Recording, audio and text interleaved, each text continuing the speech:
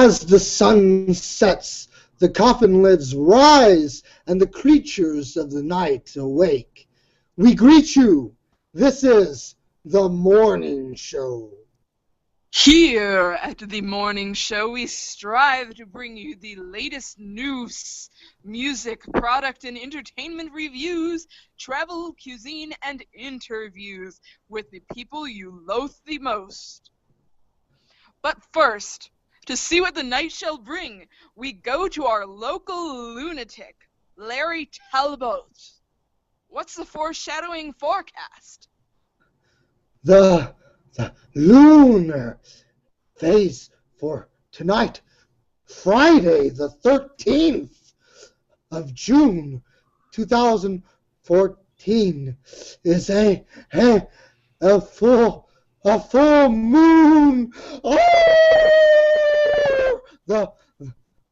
The moon is in the zodiac sign of Sagittarius. Oh! Well, Jack, I have to say that was a howling success. Yes. Indeed. Yes. Well, and you know that this full moon on Friday the 13th, you better enjoy it tonight, because for like the next 400 and some odd years, it won't happen again. So if you love Friday the 13th and you love a good full moon and you want them together, this is your chance, because I'd like to see you in about 450 years whenever it happens. Of course, I'll still be around because I'm a vampire, but you know how that goes. So anyway, that is news in of itself, and that takes us to the morning news. Well, there are a lot of upcoming shows this week. Peter Murphy. Who doesn't love him, right? I mean, Goth legend, Goth, yeah. If Goths had a king, it'd be Peter Murphy. If we had a queen, it'd be Susie. But Peter Murphy, tonight, Friday the 13th, he's playing in Philadelphia, Pennsylvania, at Trocadero. I'm sure I mispronounced that. And then tomorrow, Saturday, June the 14th, Buffalo, New York, at Town Ballroom. Monday, June the 16th, he's going to be in Toronto, Ontario, Canada, at Lee's Place. Tuesday, June the 17th, Peter Murphy will be in Detroit, Michigan, at the Majestic Theater.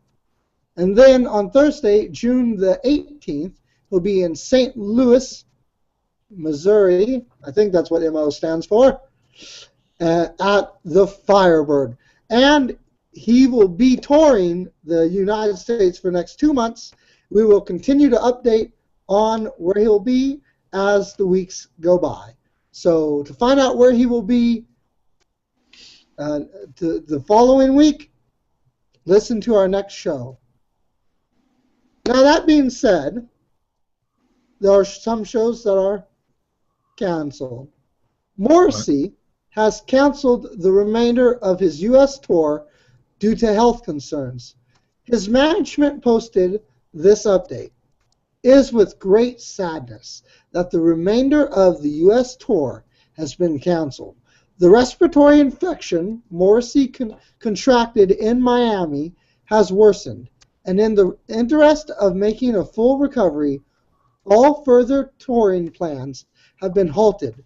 Morrissey thanks his fans for their compassion, understanding, and well wishes during this difficult period as he recuperates. So before we get into the rest of the news and upcoming shows, is there anything about our Peter Murphy and his tour, or about Morrissey and his cancelment, that our other hosts, Kelly and, we're going to edit that out, Collie and Kevin, oh shit. This is going to be very edited, man. Yes, it is. Dad McMahon. Well, actually, I've been called shit before, too, so I'm used to that word. And shit face, that's right, no. And, well, actually, yes, I'm skull face, but I could be shit face. All right, well, let's give Jack less to add out. that Collie or Dead McMame would like to add? Well, not to give any spoilers, but I'm looking forward to seeing Peter Murphy in the near future, which would be next month.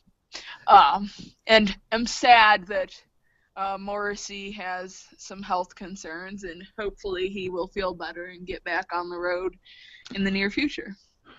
And I also think, as in any live performer, it's very, very hard because, not only does the artist have to cancel, then he's got all those contractual agreements, so I'm sure it's creating a headache for his whole entire camp, but it's something that he has to do, and so hopefully he'll be able to recuperate. And I've never seen an artist where they haven't been able to go back and at least recoup some shows, and so I hope that he'll be able to do that.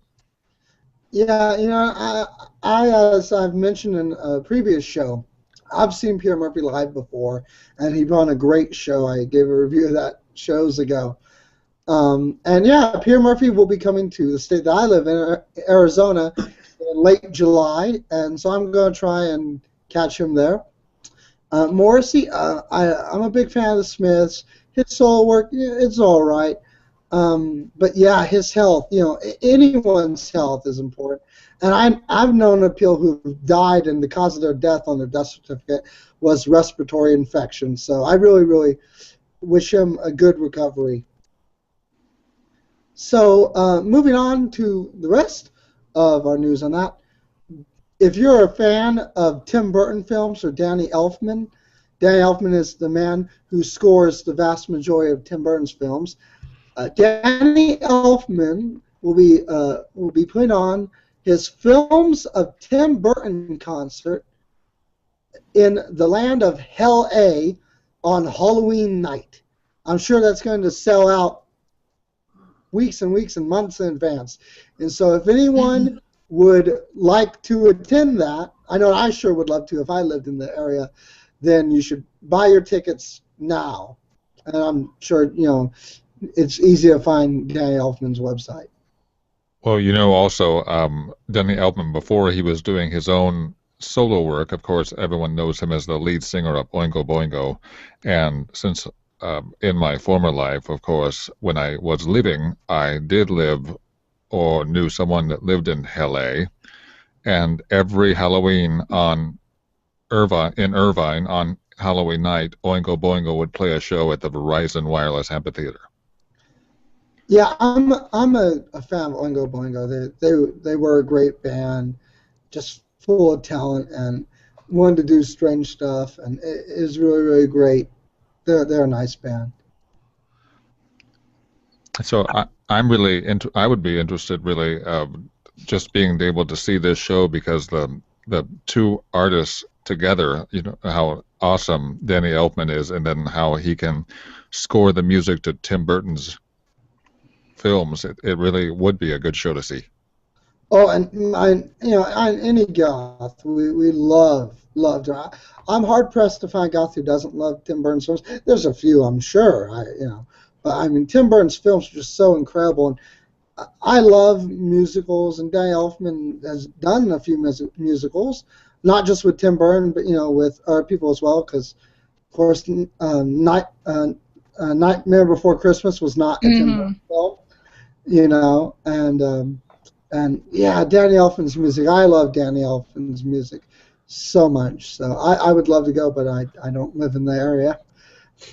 The other thing that I would love to do too is introduce this younger generation to the music of Danny Elfman. Many of them recognize and know Danny Elfman's work with The Dark Knight and the Batman series, and then you open their eyes to all the different things that he did with Oingo Boingo, and they're just astounded on the plethora of work this man has done. Yeah, so yes, if someone loves Dan Elfman stuff or loves Tim Burton stuff or just loves music, I highly recommend buying tickets and going to that, and you can have a Dead Men's Party. I love that because that's my name too.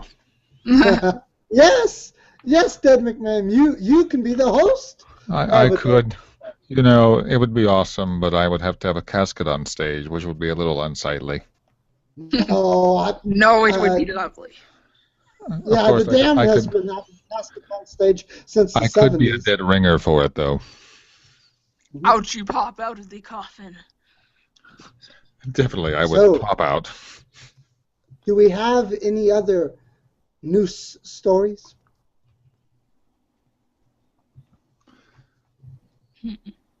Not that I can think of. How about you, Kelly? Not really. I did spend some time looking up the stuff, and the only stuff I found was this one student at a private school that requires a uniform is trying to overcome adversity in her school's community by kind of adding Gothic touches, punk touches to her uniform. So I thought that was an interesting story. Well, you know what? You might not have had time to fully research that, but I have a lot of experience in that. And if I would have known beforehand that we were going to be doing that, I would have invited my friend Amiris to be on the show. So I've already, in the previous show, in the interview with me, told of the horrible experience that I had after the Columbine shootings. And a part of that was that the schools around this nation, a lot of them add to their dress code no dressing goth, or else ones that didn't exactly say that, some of them under their no dressing and gang paraphernalia, they mark down goth. They just say not the blood, Crips, goth. It's like, what? Because that's because, you know, the norms they associate, the they thought that goth was synonymous with trenchcoat mafia, and that trenchcoat mafia was synonymous with gang, and really neither of those terms are associated with each other, and neither are associated with gangs either. But that's what they did. And so many schools, if a student did dress as they are, this school would not allow it, and they would force them to not dress that way, even if our people could dress in our ways. But no, they just wouldn't allow it, and I was a victim of that amongst many other people, and as was Amiris, who I'm going to get to talk about in a moment. So one of the things that happened was, after that whole mess and all that stuff, amongst the government putting rules and regulations on me that were violations of rights, so was the school, and I had to wear, and I was just telling this to Coley last night, I had to wear a short sleeve white polo shirt, brown khaki pants, and white tennis shoes. And the school and the local Chino Valley Police Department forcibly shaved my head and cut my fingernails, and they said, you need to tan because your skin tone, your skin color is offensive. That's what they did to me. And of course, I fought this stuff, but there wasn't much I could do because the police, and this is true, and people go, no, it can't be true, but what I'm about to say is absolutely true. If I went to school wearing a black puffy poet shirt, I was arrested. The school called the police, and I was sent to jail for wearing a black puffy poet shirt. Yes, absolutely true. Even if I wore a pink poet shirt with blue floral patterns, I was sent to jail. The school would call police, and I went to jail. Absolute truth, because it was still Gothic. And so that's what happened to me. And so whenever I would break away from the police officer that they had assigned to go with me from class to class and sit with me in class, whenever I would break and run away from him, I would often rally together different students, and we would march around the school and get arrested, of course, but we would march because it was not a dress code. It was not a uniform school. The school had no uniform. If the school had a uniform and everyone had to abide by it, I wouldn't have had so much of an issue, because If everyone had to abide by it, it wouldn't be violations of my rights. But you could have this guy over here wearing cowboy boots and cowboy hat, and this other guy wearing some pants sagging down to his knees and a backwards baseball cap, and a Raiders jacket. You could have those, but I could not dress in a poet shirt. It doesn't make sense. That's a complete violation of rights. And so I would march for this stuff. I would march for the rights because just for fairness and equal treatment, So I can relate to this person. This person I can totally relate. I've been there, and so that happened in the late '90s, early 2000s with me. In the mid 2000s, I was doing as I normally do. I was reading Goth news, and I came across a news article and a news video from Florida. Now, of course, I'm in Arizona, but this a Florida news report about a girl, a young woman named Amiris, and her brother, both of whom were Goth, and their friends. And their school was doing the same thing that mine did. It was not a uniform school, but the school was telling them that they were suspended from school for weeks just for dressing, like who we are. And so Amiris was fine in the school with her brother and her friends, and I contacted her to give her moral support. And I'm happy to say that her school, after a few months of pressure, they struck out that part of the dress code, and her brother were allowed to return to school along with their friends. And so that's a beautiful thing. But that issue, that still happens. And I still am involved in this fight. And if anyone listening has this issue, please contact me. I am Jacques Daniel Kemplin, JCK space DANYA space KEMPLIN on Facebook. Contact me and tell me of your situation. I will mark it down, I'll put it in my archives, and I will give you resources, and I will help you to the best of my ability. And you have my word on that. So that's what I want to add to that news story. Do either of you guys have anything else to add?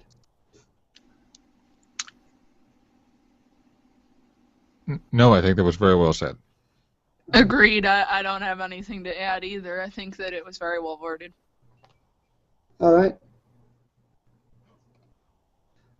So this is a little point where we add in music, and actually I'm going to do this editing before we send it to Jack, and I'm going to edit this myself, and I'm going to rearrange a few things, okay? Anyway, so now we're going to do the Gothic Cuisine segment. So prepare yourself, all you guys, and we're going to do it, all right? Okay. Wasn't that music fantastically... No, I'll try it again. After that fantastic music, I have a rumbling in my dark tummy. My soul hungers and thirsts.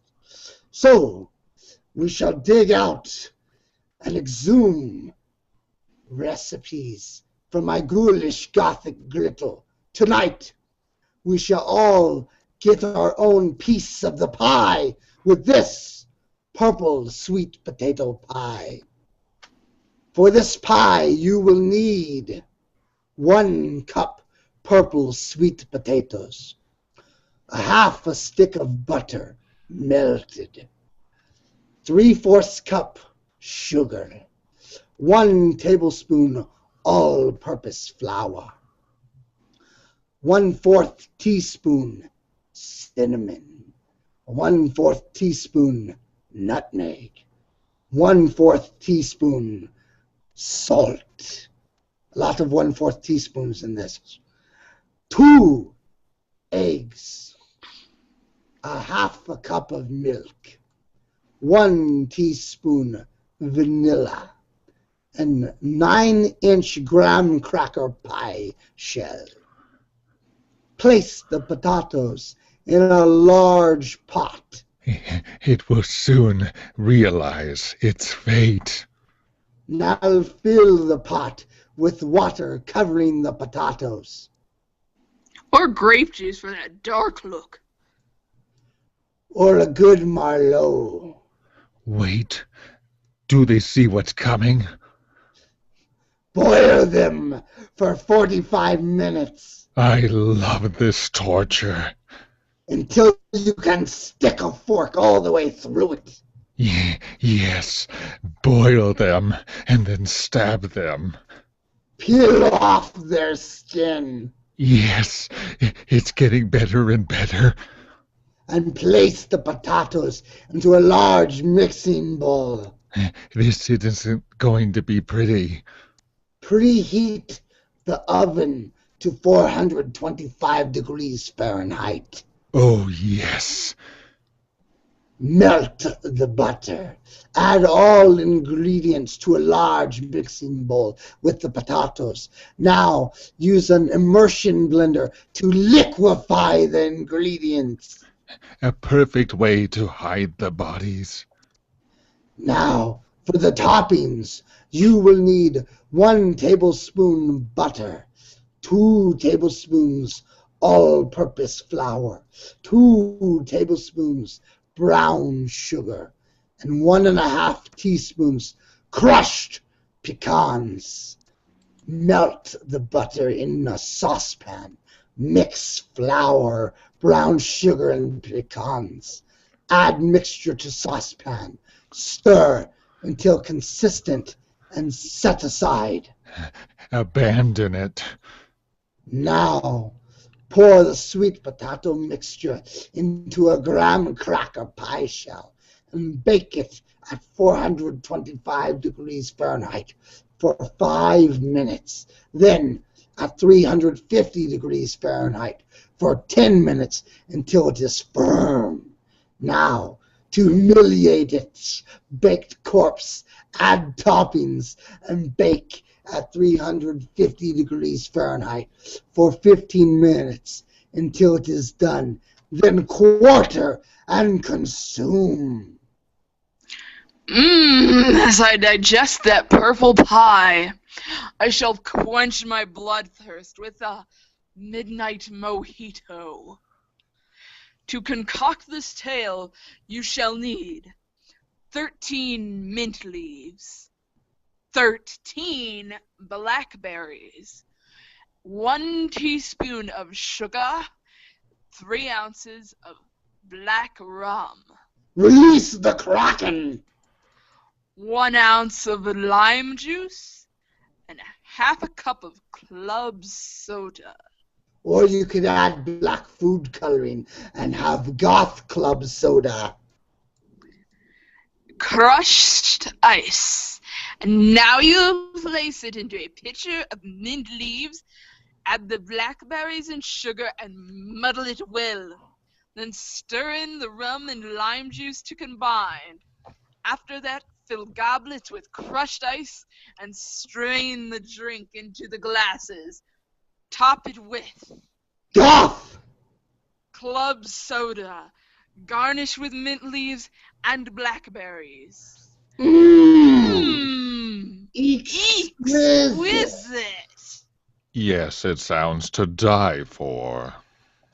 Yes. Really, can you imagine anything better than a lovely, dark, purple sweet potato pie with a little Merlot mixed into it and a nice midnight mojito to the side? I mean, that just sounds, as you say, to die for. And speaking of drinks to die for, I, for many, many years now, have considered my favorite tea to be Earl Grey. But you know, I've recently found a new lover, and I hate to say it's his wife. For I, a few months ago, fell deeply and madly in love with Twining's Lady Grey tea. Does Earl know that? No. Well, But you know, We will keep that our own secret. A Yeah. deathly held secret. well, you know, I always loved that wonderful citrus mixed with the black tea in Earl Grey, but Twine's Lay Grey, there's just something special about this flavor and aroma that just piques me to such a delightful ecstasy. It's just such an enjoying flavor. The The box scent and the says- warmth of it. Yeah. The box says Lay Grey is offered exclusively from Twinings. This light black tea is perfectly balanced with the citrus fruit flavors of bergamot, which that is in Earl Grey, and lemon to deliver a delightful tea with a refreshing taste and uplifting aroma. So by that description, it sounds the same as Earl Grey, but I promise you, it is not. It has this beautiful flavor that just trumps Earl Grey, and I've found a new lover. And from my understanding, you, Coley, are also a big fan of Lay Grey. Yes, the light blackness that was described in the back of that is pretty much how I would describe it, to be a little different than it. It's got that lighter taste with it. I don't Yes, know if but- you would concur. You know, for me, there's something more uplifting and more refreshing about it. Because Twines has a proprietary blend, I can't tell exactly what it is, but I do know that there are other ways to get non-Twining Lay Grey. They have a trademark over the name, so professionally, only they can use it, which that's another subject. I don't like the fact of trademarking names like that, but especially for food. But you know, the other Lay Greys I've seen out there, made by individual people, they usually have lavender in them. Yeah.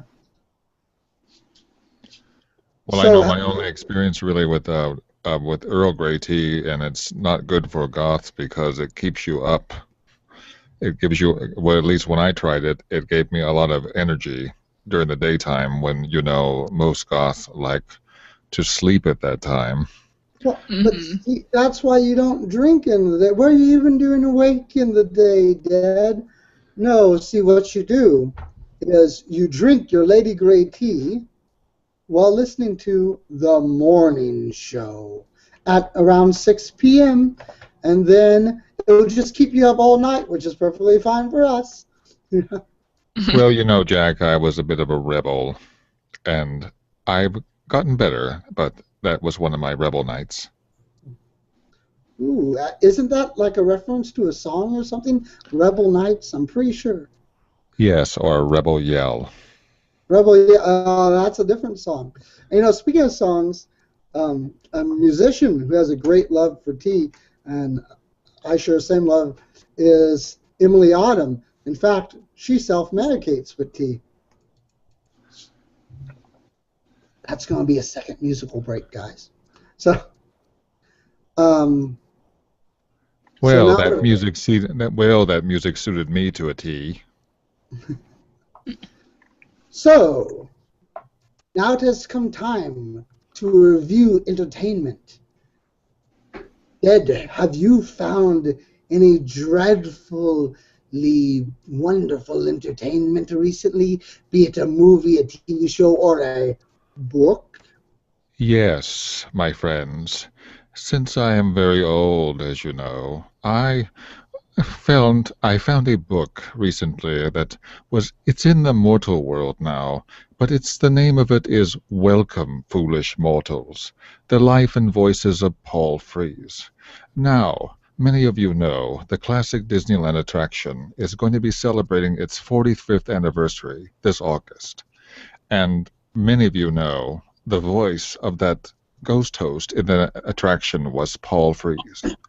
But this book, which I came upon, and the author's name is Ben Omart, he goes in this book and exposes the personal life of Mr. Paul Frees. Many people knew of his professional accomplishments other than the Haunted Mansion, he would be known for voices in Bullwinkle and also voice of Captain Crunch. And one little funny thing that I read in the book that I really chuckled about was when he was 4 or 5 years old, the school would call to report an absence. He was out for something, and then his vocal ability was so much that even at that young age, he could impersonate a female voice of his parents, saying that they knew he was home and he was homesick, which was in fact untrue. So I felt that it would be fascinating that even at a young age, he was able to craft his vocal ability so that he could create some of the most memorable characters. And as we all remember, or when we go to Disneyland, when we walk into that musty foyer and we hear those words, "Welcome, foolish mortals." Welcome, foolish mortals. Just like that. And then we realize that the man that did that voice very much was a very private man, and that I also mentioned here that within the goth culture, there's a common denominator of creating mystery and suspense as part of the allure of the culture. And I wrote, to this day, more is known about the professional footprint left by Paul Frees rather than what Paul Frees was as the individual. What do you think about that? Jack, what do you think about an artist that only shows one side of himself?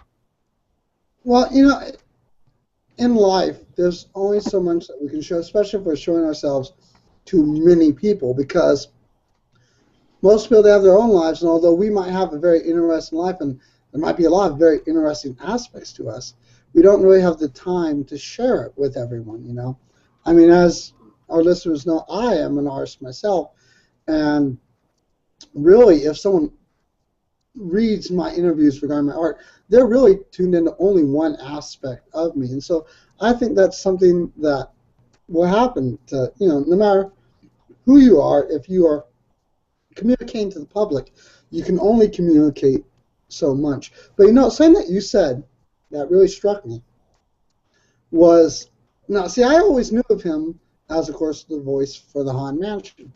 However, I did not know that he was the voices in Rocky and Bullwinkle, and I did not know he was Captain Crunch.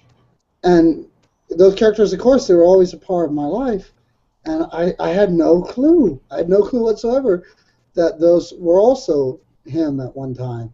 And of course, for those sci-fi fans out there that are also goths, he did the very wonderful short film Hardware Wars. Oh, I know that film too. Yes. So when you listen, the narrator is Paul Frees. I did not know that. See, he apparently he's been throughout my life and more prominent than what I ever knew. And that is the amazing thing, is that you realize when you go into Disneyland, and in the credit portion of this book, I mentioned this to other people. I've heard somewhere where he has the number of 5,000 credits somehow, and either movies or television. Now talk about a mammoth career. Yeah, that's it's very large. He's one of those men of 1,000 faces, apparently.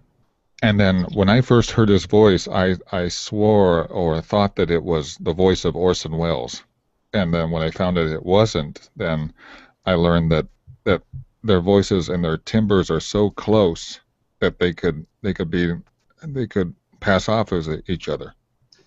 Well, and I agree. From what I've heard of his voice, what I know of his voice, he is very Orwellian sounding. Although I'm sure using the word Orwellian has a different context in this usage.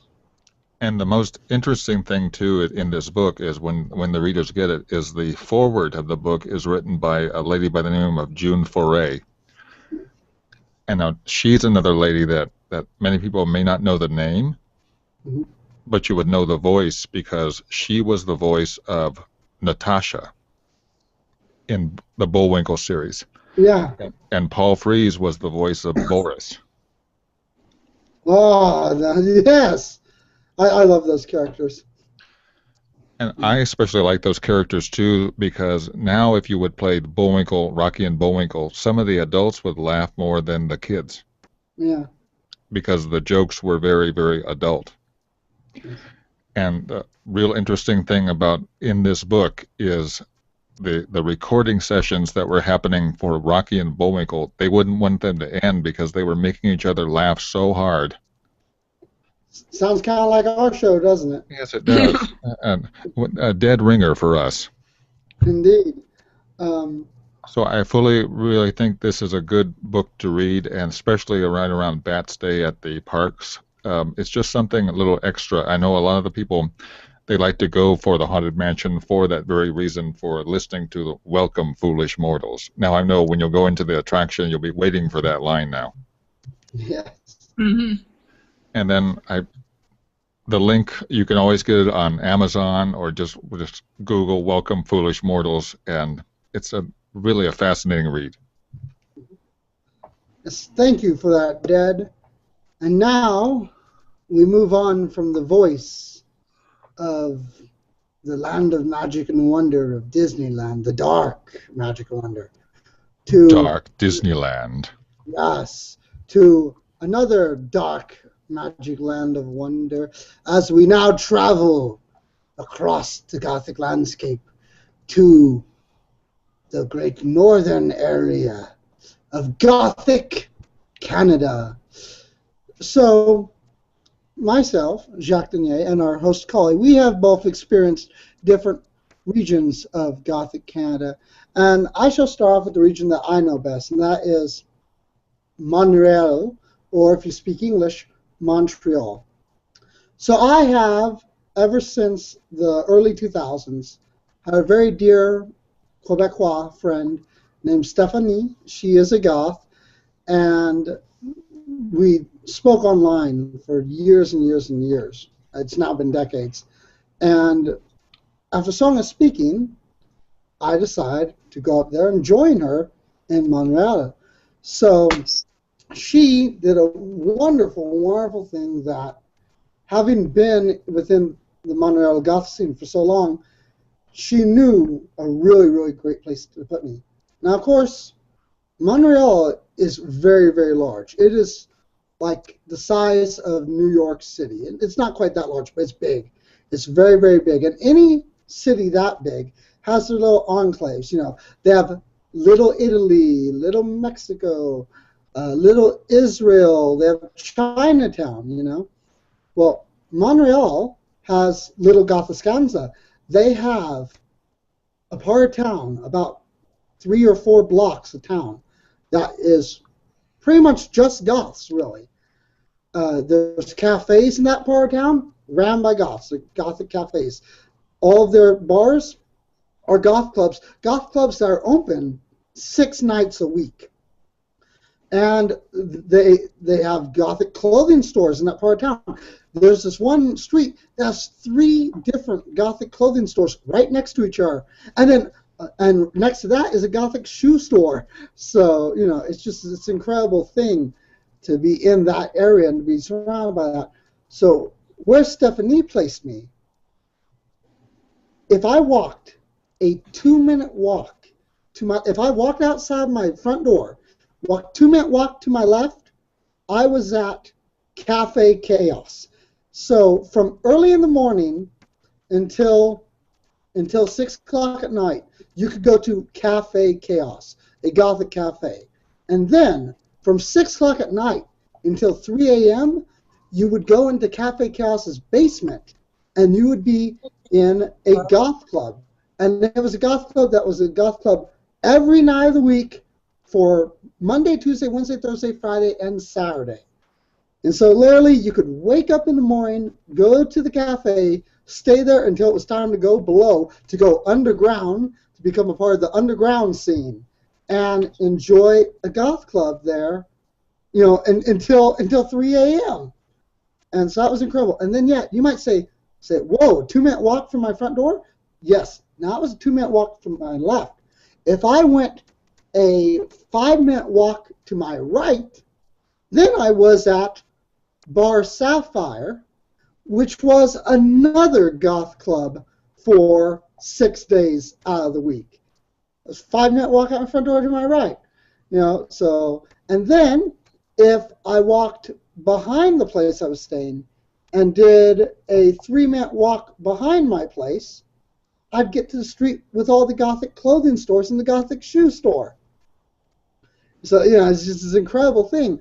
And then if I did a 10-minute walk to my right, I'd end up in Chinatown and have some lovely Chinese food. So Montreal is a really, really great place to be a goth. It's a very accepting community of the whole town. And it's a wonderful place. And if you move to the right part of town, it'll be like living in a Gothic region of the world. It's just incredible.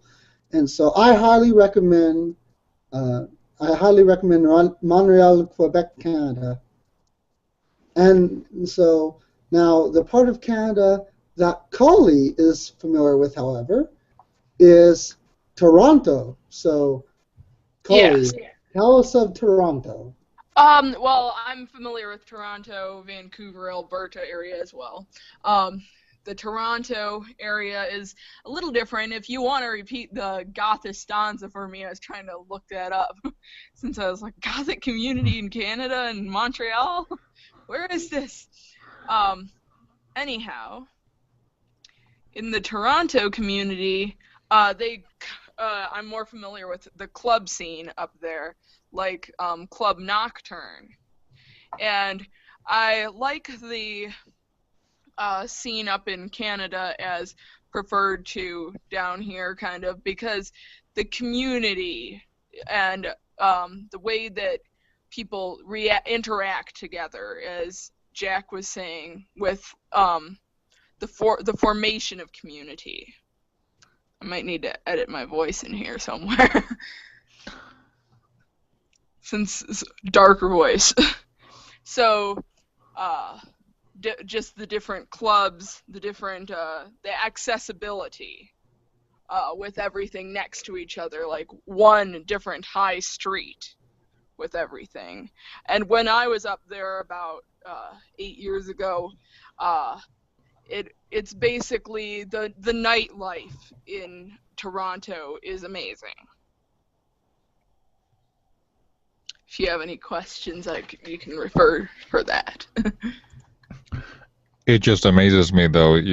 I never would think of Canada as such a forerunner in Gothic entertainment, but it just amazes me that there's so many ways, light years ahead of other places where, I like the fact, Jack, that you talked about going to the left and you'd be in a Goth cafe and then a Goth club at night, and then 5 minutes the other direction, you've got another experience. So you really, that's just incredible to me. Yeah, like what you were saying about having the different cultural enclaves, like the Chinatown. I think it made me think of Chicago, but Chicago doesn't really have that vibrant Goth community where you've got the Gothistanza. And so it's like, Goth is a culture in and of itself, but like down in the States, the lower, to the south, it's just not on that par where we've got our own little shops going. It's kind of like you have to seek it out or move to where it's accessible. Yeah, and just so that everyone knows what Gothic is, so the original Goths, the ones from 400 AD, they lived in a region of the world that is now was now many countries, and that region back then was called Gothiscanza. And so, just as Little Italy, it's referring to where Italians are from, and Little Mexico, where Mexicans are from, and Little China, and Chinatown, where China, where Chinese people are from. So, Little Gothiscanza would be a small little community of Goths, and of course it's a reference to the ancestral home of the original Goths. So that's what I meant by Little Gothiscanza. Yes, in these cultural communities where you live within the culture. Like Chicago has a Polish community, and you go in there and you get the Polish newspaper. You don't get the Tribune. It's kind of like what you were saying with the Goth community up in Montreal, that you go there and you have 3 stores that are related to the Goth community all right next to each other. Mm-hmm. So Yes. it's not like the story we were referring to earlier where people try to erase the culture. It's kind of enveloping you, making you feel at home within the culture in this own community. Yeah, I felt absolutely at home there. And so, yes, if any Goths have not been to Canada, you really should go, at least go to Toronto or Montreal. Yeah, the only thing that's hindering me is that Montreal with the French and everything. Learn the language if you want to move there. I sort of had a leg up on that in the fact that I was speaking to a Quebecois woman for like a decade before I went. So, yeah, I had a good tutor on it. So, now, we'll add that. Right. So, yes, so I highly, highly recommend the Gothic parts of Canada. Now, we shall put on our gloves and grab our scalpels, for it is time for a dissection, where we slice into someone and see what makes them tick. The person on the cutting table tonight is Darkest Jack. Are you there, Lord of Darkness? Through the ether I have arrived. Yes, indeed. He has arisen. I know. I feel like I've been buried after today. Dear God. But I am here. So our listeners may have noticed that so far in the show, Darkest Jack has not made an appearance. And that is because Jack is a very busy man. He has recently decided to take the Darkest Radio show and turn it into the Darkest Radio Network. It is now 24 hours a day, 7 days a week, so you can get your fix anytime you wish. In which this show, amongst others, is new content coming to Darkest Radio. And with all that, Jack has become a very, very busy man, creating and filling the world with 24 hours of darkness. yes, indeed. And then don't forget the television show as well, or Terror Vision, I should say. So yes, today was just a crazy, busy day, and but I am here and I'm ready to be dissected. I have taken an iodine bath, so I'm ready. Television. Wow. So, Jack, we see that you've been feeling a bit ambitious as of late. 24 hours of darkness. It's not a darkest hour anymore, it's darkest hours. I see, yes. Indeed. So, what brought this ambition to your dark little soul? Well, the ambition came from everybody who can hear my voice right now. All of you out there. It's because of the fans. The response to Darkest Radio has been amazing, and just the outpouring of support, and people seem to love a place to come where they have their dark alternative bases covered. And so I thought, wouldn't it be fun to branch out? To give any time, because Sunday between 9 and 11 is just pretty specific time frame. So wouldn't it be neat to be able to tune in and get your dark alternative fix anytime you felt? And so that is what happened. So, Darkest Jack, although this is just recent, and so far the only new show is this, the Mourning Show, and other ones are still in the works. Without going into too much detail, can you tell us of any shows that you may have planned that may or may not come to life? Well, we have a couple of programs just announced last Sunday on Darkest Radio Undead, as we're calling that block of time now. Joey will be getting his own block. Details to scum because it's Joey and I can barely understand him half the time. So, but that's coming. That is coming. Also, we have possibility of another death rock and another goth music show, two separate ones, and possibly a dark love type of program. Ooh, dark love for all of us dark romantics like myself. Yes. We all loathe the dark love. I bet you do, Kevin. I bet you do. I do. So, I'll edit that. Darkest Jack, tell us a little about your history. How you got into radio and television. Oh, of course, of course. Well, being undead, it's a long and sordid history. Starting back in the 1800s in London, where I'm originally from. Playboy, philanthropist. You have the most lovely London accent. Well, I've been in this area of Shadowbrook for so long that it's kind of fallen by the wayside. But where is Shadowbrook? What country? Is it its own country? It's its own dimension. Somewhere between life and the afterlife. If you're on your way... Twilight Zone. Yes, if you're headed towards the afterlife, you're headed towards that bright light, look to your right. You'll see a small audible path. Take that, and you'll end up in Shadowbrook. I believe actually you could take off the 5 and turn left at Altadena and keep going. You'll probably end up in Shadowbrook. Or you could take that second black hole to the north and straight on to midnight. Indeed, indeed. But yes, so to get here, it's a wonderful place, and I highly recommend you all come and visit. But you have to die to get here, so no rush for those listening to come and visit. We'll visit you. Since I'm dead already, Jack, does that mean I'm pre-qualified? I was just gonna ask that. Dead McBain can visit you, but me and Jack Danier can't because we're not dead. Or maybe Jack Danier can because he's a vampire. Indeed.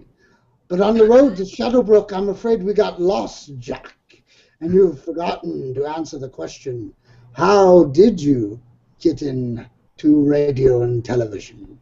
Well, that came shortly after arriving here in Shadowbrook.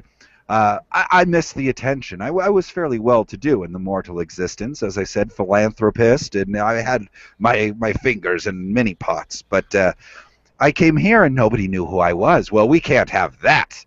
So I met up with Dead and a gypsy witch named Zeta, and the two of them... Joey. Don't forget Joey.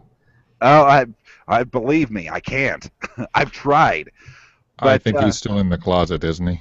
Oh yeah, he's in the closet. He is. Well, I just got back to the mansion, so I'm not sure where everyone is. But well, I thought Dead McMahon was in the closet, because I'm sure you have skeletons in your closet. I have many. We have a special closet for our skeletons. We have so many. Some people have a shoe closet. We have a skeleton closet. I just recently upgraded to a larger closet. So, and of course, around that time, that was, radio was very popular. So I decided to give that a shot, and that went very well. But then I saw a glowing box of wonder with images in it. Fantastic images, yes, indeed. Phantasmagoric, even. And so I thought, I must find a way into that box. And so I abandoned radio and went for Terror Vision. And that did so well, we decided to go back to our roots, so to speak, and add radio. Hello, Chompy. Yes. So, to interrupt your interview. Ha ha ha ha ha. Oh wait, this is radio. They won't know me so well. Well, maybe I shall be in the show in the future. You never know what openings shall come. Hey, you little bonehead. We're trying to interview Darkest... Nah!